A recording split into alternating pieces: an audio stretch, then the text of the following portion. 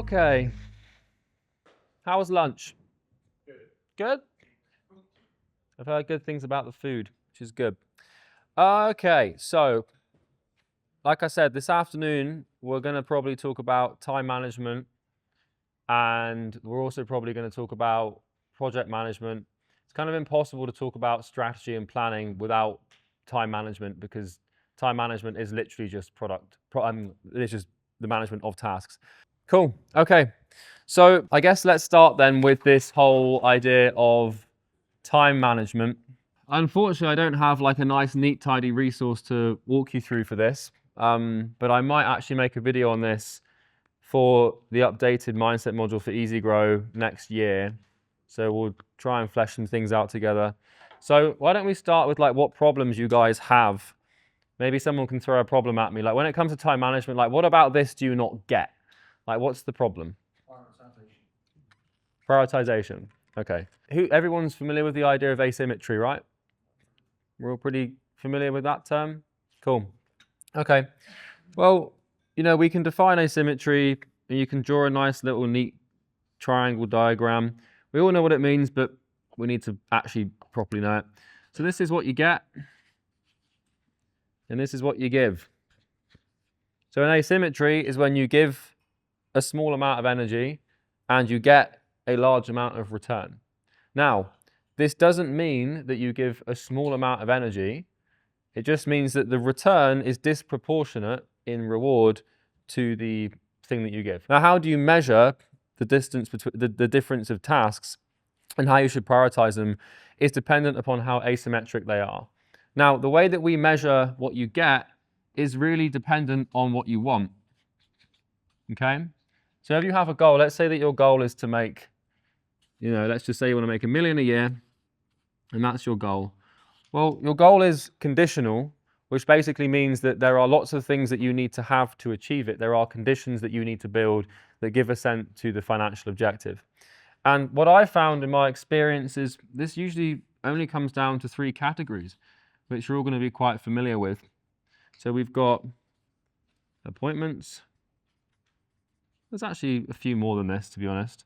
You've got appointments, we've got sales, we've got product, and then we'll also tag on operations so that Nor doesn't feel left out. So what you need to do is realize, okay, well, how do we make our goal? Well, we need this many appointments, this many sales, we need this level of refund rate or dispute rate so that clients actually get results, and then we need some operations to tie it all up. So the question then becomes like, well, what the fuck do I prioritize, and in what order do I do the 100 things that I need to do? Trumpets, please. This is what I would use. Who's familiar with the big picture? Cool, okay. So we now use Asana. We used this for a while, but we had to stop using it because the management team got too big. If you're like a solopreneur and you've got like an ops manager and a sales rep, or that's kind of the level you're at, this is like the best thing to use. You use this in conjunction with the wall map as well.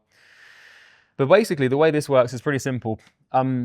I bucketed the sort of info model into a few things. So when it comes to something you can do in the business or a task, it falls under usually one of these categories. It's either operations and finance, marketing, sales, setting, or product.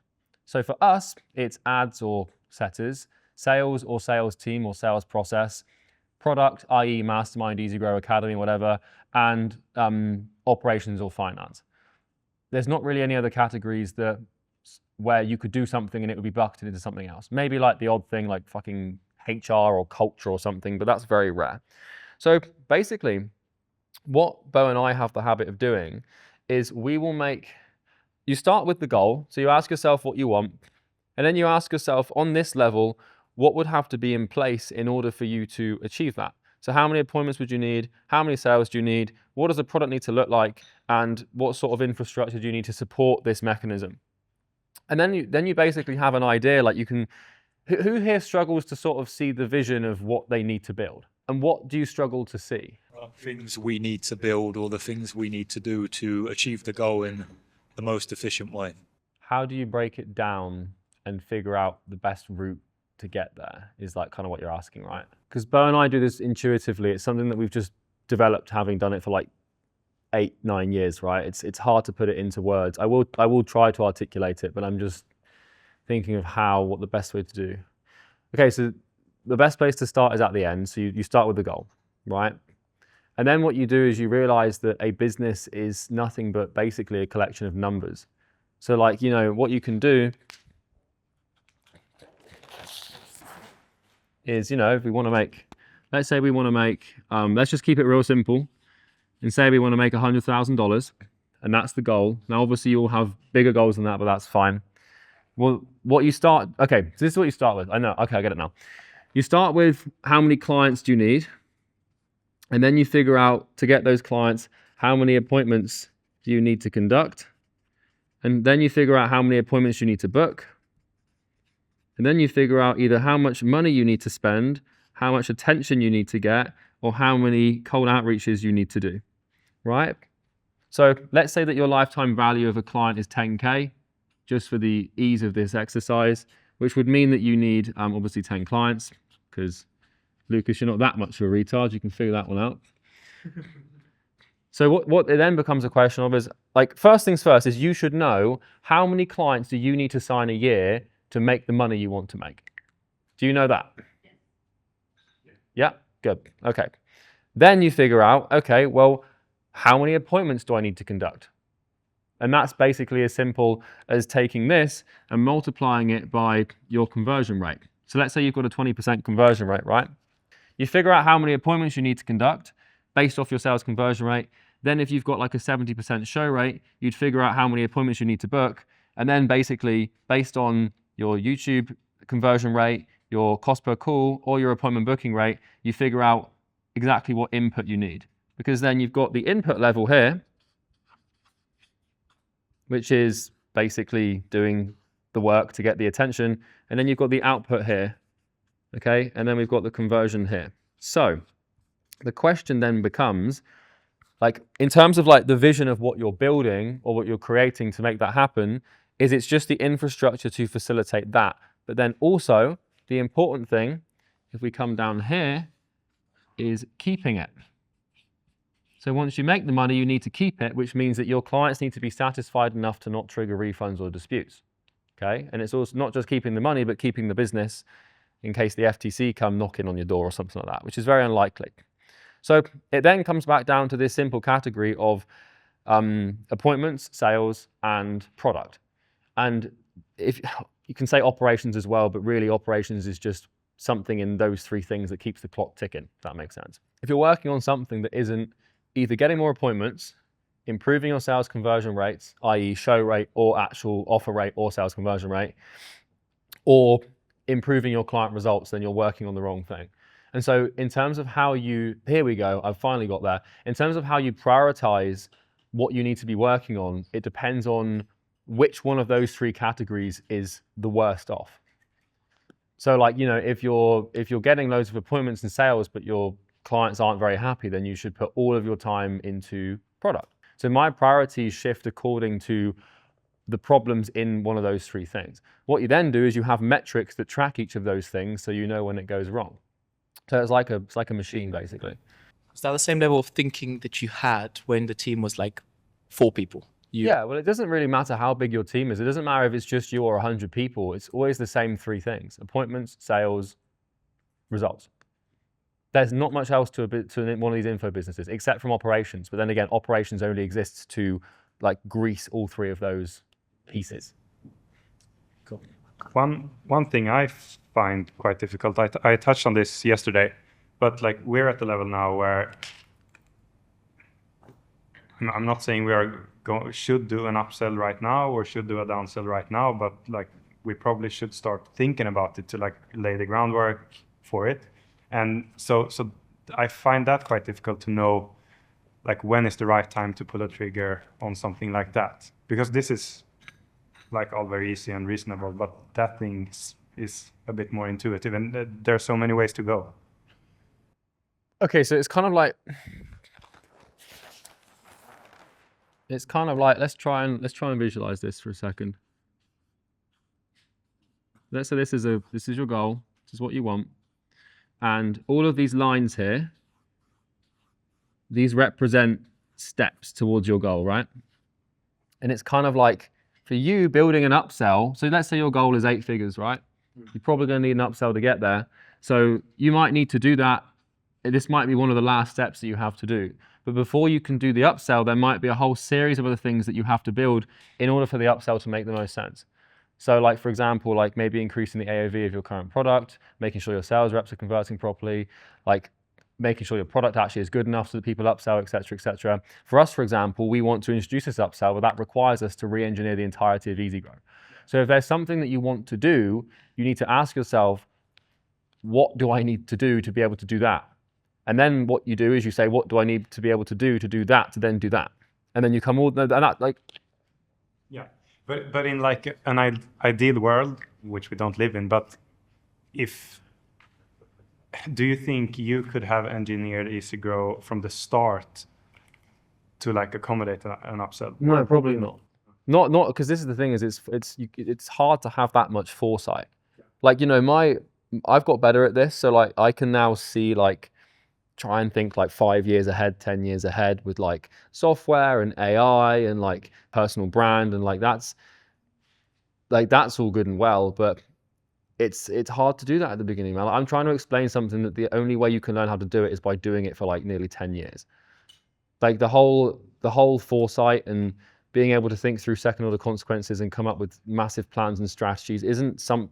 I'm stumped. Like I can't actually think of like a framework to give you guys to like do it. Like if I had like a month in a Google Doc, then maybe, but like what's the missing piece here? Like what are we missing? What about this doesn't make sense? Someone tell me. I don't know if anyone else has the same problem, but I get that, where goal, reverse engineer, but then I think, again, if no one else has this problem, I'll shut up. But it's sort of got this list of things to do, but then how do you like plan it out? Okay, you do this, I'll do this, and then I'll do it at this time. Honestly, thinking about it, Lucas, like it really, all you really have to do, like I'm trying to think about how we do this and stuff, but really like it's just sit down with a piece of paper for like 2 days, write out everything you have to do, and then just organize that in the most logical sense. Like for example, this is my to-do list for the academy, right?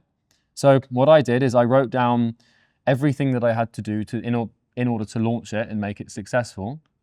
And I didn't write it down in order. I just wrote down everything that came to mind. And then I just basically looked at all of those things and I was like, okay, well, what makes the most sense to start? And then you put that at the top, and then like you go back through the list, like what makes the most sense to do after that. And that can take like a good couple of days. Like Bo and I have had planning sessions before that are like 3 days long, like 8 hours a day, just on a call discussing like, where do these variables go? Who do we allocate this to? There's no like magical framework that I can give you. It's just list down every single, you could even do it on like little note cards, list everything down and then just organize it in the way that makes the most sense. In the same way that like, how would you figure out what the best chess move is? It's like, just play a lot of chess.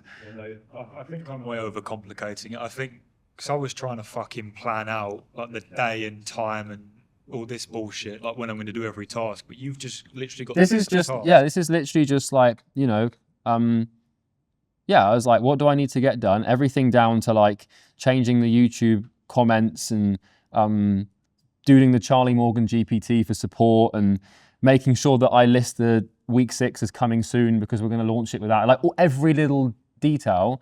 And then it's just a question of like, well, I don't need to do this until I've done this, and I don't need to do that until I've done that and that and that. But you don't need to have it like molecularly down to the day. It just needs to be broad. You need to have some idea as to like, it's like a skeleton. Well, you need to know what you want. Then you need to know how many clients you need to get. Then you need to know how to get those clients. Then you need to know how to keep them. And then you just have to figure out what's everything that I need to do that.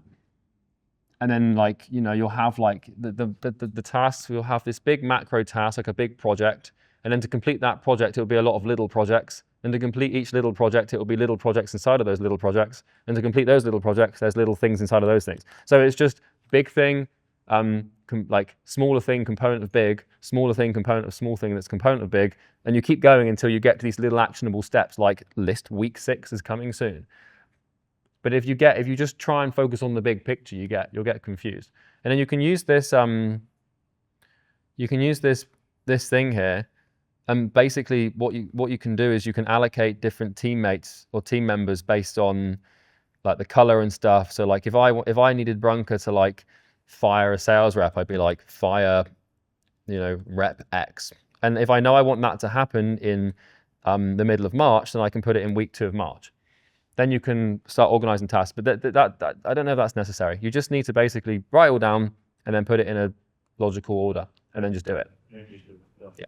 And this skill isn't some easy. I know we're talking about it quite simply, but this isn't an easy skill. This is the stuff that like business consultants will make millions and millions of dollars because they can help companies see the bigger picture and prioritize what they should do. That's why, again, going back to Hormozy, that's what Hormozy's company essentially does. You sign up as a portfolio company, they look at everything and go, do more of that, stop doing that. And then they just make, that's literally what they do. So it's not an easy thing just to be able to learn either, just to make you feel better. It's like trying to say, how can I be more intuitive? You know, it's just like, it just comes with time. It's that simple. Honestly, mate, you just sit in a room by yourself for like 2 days and just think solely about that. And then you'll actually be like, oh, it makes sense now. And then you'll go and do it, and then things will unfold, and then things will change and you'll have to change it. And for those of us who are at the very beginning of this, does it not make more sense just to model something that has worked in the same niche, same industry? Yeah, 100%. 100%.